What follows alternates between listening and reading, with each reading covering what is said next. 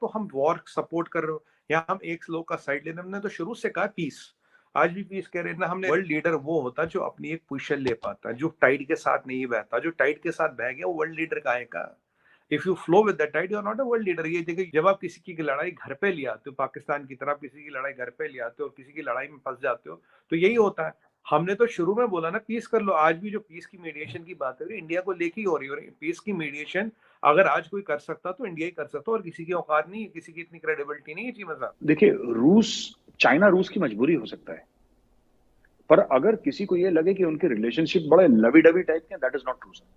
I don't think that is true, because Russia realizes China से किसी मुल्क की दोस्ती नहीं है। किसी की मजबूरी है, कोई लोन में फंसा हुआ है, किसी के गले में घंटी अटकी हुई है, वो चाइना की रिलेशनशिप है। ज़ेलेंस्की जो यूक्रेन प्रेसिडेंट है, उन्होंने कॉल की है prime minister of India Narendra Modi ji को और उनसे हेल्प मांगी है कि आप अपना रोल प्ले करें। कितना इंडिया रशिया को अपना दोस्त समझती है ना। आपको पता है ऑस्ट्रेलिया में बहुत क्लियर अल्फाज में कह दिया था इंडिया के फॉरेन मिनिस्टर जयशंकर साहब ने कि there is no way we are going to abandon Russia. You know, Russia has proved to be a good friend. 1971 का जिक्र काफ़ी करते हैं। अमेरिका ने अपनी नेवी भेज दी थी ना इंडिया के खिलाफ, तो Russia was there to support India. So Russia has proven to be a good friend and India is going to prove to be a good friend for Russia. ये आवाजें दिल्ली से आ रही हैं। लेकिन बाकायदा उन्होंने ट्विटर पे लिखा है कि मैंने नरेंद्र मोदी जी प्राइम मिनिस्टर ऑफ इंडिया को कॉल की और उनसे मैंने रिक्वेस्ट की है कि सर आप रोक सकते हैं, आपकी बात शायद वो मान जाएंगे। मतलब इट्स अ बिग थिंग, क्योंकि अभी रिसेंटली वो अमेरिका से वापस आए। इसका मतलब है हो सकता है कि अमेरिकन प्रेसिडेंट ने उसको कहा है या कुछ हुआ है, क्या चीज हुई है, बट ये बड़ी एक इंपॉर्टेंट डेवलपमेंट है रीजन के हवाले से। पुतिन ने काफी इंडिया के कल्चर की, इंडिया के एजुकेशन सिस्टम वगैरह की तारीफें की थी। फिर उसके बाद एक लंबी लिस्ट भी भेजाई कुछ 500 आइटम की जो वो इंपोर्ट करना चाह रहे हैं इंडिया से। So I don't know what has happened about it, वो भेजे या नहीं भेजे अभी तक। But so Russia is trying to get closer. Russia ने न्यूक्लियर जंग के बारे में स्टेटमेंट्स भी करना, which was becoming very awkward for India ना।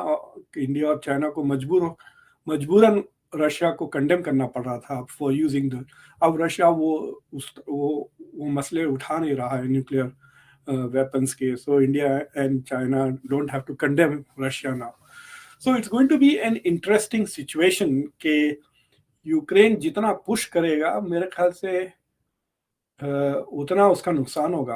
I think secretary of state Antony Blinken ने इवन के सेनेट कांग्रेस में कहा था कि हम पिछले 30-40 साल अमेरिका जो है वो इंडिया के करीब नहीं था। उस दौरान रशिया जो था वो बड़ी सपोर्ट कर रहा था, तो हमें वो टाइम चाहिए, वो इन्वेस्टमेंट चाहिए इंडिया के ऊपर, इंडिया की वो सपोर्ट लेने के लिए। सो इट मीन्स कि वेस्ट तो ऑलरेडी कन्विंस है, बल्कि वेस्ट तो सिर्फ वो मोदी साहब की एक जो बात उन्होंने आई थिंक वो ताशकंद में की थी उसी को लेके बैठा हुआ है कि वो जी जंग जो है ना वो बंद होनी चाहिए, this is not an era of war. So Zelensky को क्या मिलना है जब बाकियों को कुछ नहीं मिला? मोदी साहब तो बस अपना ही वो सोचेंगे जो वो आई थिंक सोच रहे हैं। ज़ेलेंस्की तो ट्राई कर रहे हैं ना, वो हर जगह ट्राई फुटबॉल के फाइनल में भी वो चाह रहा था कि वो स्पीच दे दें, तकरीर। He is constantly trying to generate public support. कहाँ से जो पैसे मिल सकते हैं, सारी दुनिया से जो चाहे वो is trying to get some kind of support from everybody. और ये यूएस खुश नहीं है, कह रहा है यार तुझे 8-9 महीने से सारा अलामत सारा ताम झाम दे दिया, सारे हथियार दे दिए, सब इंटेल दे दी, सैटेलाइट दे दिए, सब दे दिए, तुम कुछ कर ही नहीं पा रहे हो। सच्चाई ये है पुतिन के पास आज 20 से 25% यूक्रेन पे कब्जा है, और मैं आपको शुरू से कह रहा था उसको 25% यूक्रेन चाहिए। फखर भाई, उस जैसे 25% यूक्रेन होगा पुतिन बोलेगा सीज फायर। ठीक हुआ, 25% यूक्रेन आती, पुतिन ने बोला सीज फायर। पुतिन ने क्या किया? पुतिन ने अपने तेल का मार्केट सेट किया, पुतिन ने अपने कोयले का मार्केट सेट किया, पुतिन ने अपने रियल एस्टेट का मार्केट सेट किया। पुतिन का मेन मकसद है आर्टिक। जब दुनिया इधर उधर फंसी पड़ी थी, पुतिन ने आर्टिक पे अपना कब्जा जमा लिया। आर्टिक कमांड भी वहां खड़ी है उसकी, आर्टिक पे अपना कब्जा जमा लिया। तेल कहाँ है फ्यूचर में, मिनरल्स कहाँ है, सब कुछ कहाँ है फ्यूचर में, सब चीजें आर्टिक में। आर्टिक में जहाँ दुनिया इधर उधर भटक रही थी, रशियनों ने जाके अपना कब्जा जमा लिया। 25% जमीन उसके पास आ गई। अभी भी वो अपने बड़े हथियार यूज नहीं कर रहा, कह रहा यार कि उसको नुकसान मेरा ही को बनाना मुझे पड़ेगा। अब यूक्रेन वाला कह रहा है जी मुझे 500 मिलियन से 1 बिलियन चाहिए, 1 ट्रिलियन चाहिए यूक्रेन को बनाने के लिए।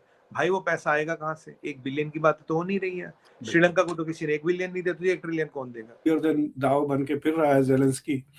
आई don't think that is going to work in Asia. ना वो इंडिया के साथ चलेगा, ना वो चाइना के साथ चलेगा। और so I am not sure. I think जो मिनिमल गोल है, he wants to have at least one meeting on Ukraine या यूक्रेन। और ज़ेलेंस्की को क्या दिख रहा है? ज़ेलेंस्की को दिख रहा है कि अगर रशिया ने एक और हमला किया, जो मैंने आपको बोला था रशिया हमला बढ़ाएगा, आज कारकीव पे जबरदस्त हमला हुआ। अगर रशिया हमला बढ़ाएगा ये और लैंड लूज करेगा, और अभी ये लैंड लूज करा, फिर ये जिंदगी भी लूज हो करेगा।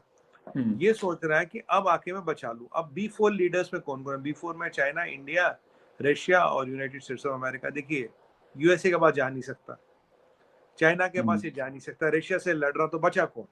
बचा इंडिया। आया मोदी जी के पास। केवल 10 दिन पहले इसके मिनिस्टर ने ट्वीट किया था कि तुम इंडिया, तुम इतना रशिया से पैसा बचा रहे हो तेल खरीद के, तुम्हें हमारे लिए करना चाहिए, your blood is on our hand. तो मैंने उसको जवाब लिखा था, मैंने कहा व्हाट आर यू डूइंग? तुम अपनी जमीन पे, यू आर फाइटिंग अमेरिका वेट्स war on your soil and with your blood. तो हमें कह रहे हो व्हाट आर यू डूइंग? तुम कर क्या रहे हो? हम तो भाई अपने नेशनल इंटरेस्ट में सस्ता तेल खरीद रहे, तुम क्या कर रहे हो? अमेरिका की लड़ाई अपनी जमीन और अपने खून से लड़ रहे हो। बिल्कुल, इतने दूर पार से ले आकर इधर लाया। और अब ये देखिए, क्योंकि अब ज़ेलेंस्की को ये लग रहा है यार ये लड़ाई सस्टेनेबल है ही नहीं, मैं ही मारूंगा, मैं ही पिसूंगा, मेरे लोग ही पिस रहे। तो उसने क्या किया? अब उसने आंकलन लगाया, वो P5 के पास नहीं गया, वो यूनाइटेड नेशंस के पास नहीं गया, क्वाड, Y2U2 वो किसी के पास नहीं गया, सिक्योरिटी काउंसिल के पास नहीं गया, UNHRC के पास नहीं गया, WHO के पास नहीं गया, वो सीधा है मोदी जी के पास। उसे पता कि मोदी जी के कहने पे पुतिन ने लास्ट टाइम जब पुतिन न्यूक्लियर वेपन्स की धमकी दे रहा था, तब मोदी जी ने बात की थी, तब ये ऑफिशियल CIA का डायरेक्टर कहता है कि मोदी जी के कहने के बाद Putin did not consider the use of nuclear weapons.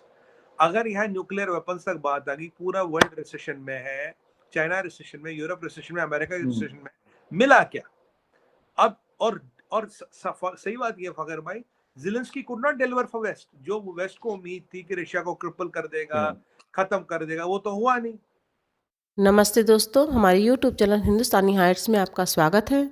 आज पाकिस्तानी मीडिया में भारत के बढ़ते हुए प्रभाव पर चर्चा हो रही है, क्योंकि अभी आई खबर के मुताबिक यूक्रेन के राष्ट्रपति व्लादिमीर ज़ेलेंस्की ने भारत से मध्यस्थता का आग्रह किया है रूस और यूक्रेन के बीच लगभग 1 साल से चलते हुए युद्ध को रुकवाने के लिए। ज़ेलेंस्की का कहना है कि भारत अपने बढ़ते हुए प्रभाव का इस्तेमाल कर सकता है और भारत रूस का अच्छा मित्र है। रूस भारत की बात मानता है, इसलिए भारत को अपने प्रभाव का इस्तेमाल करना चाहिए। ज़ेलेंस्की का ये कहना इसलिए भी है क्योंकि अभी हाल ही में जब रूस ने परमाणु हमले की धमकी दी थी, तब भारत ने इस हमले की निंदा की थी और उसके बाद रूस ने परमाणु हमले की धमकी को वापस ले लिया था। इस बात को ध्यान में रखते हुए अमेरिका का भी मानना है कि भारत इस युद्ध में मध्यस्थता कर सकता है। So let's enjoy this debate, and if you like our channel and content, then please subscribe us. Thank you.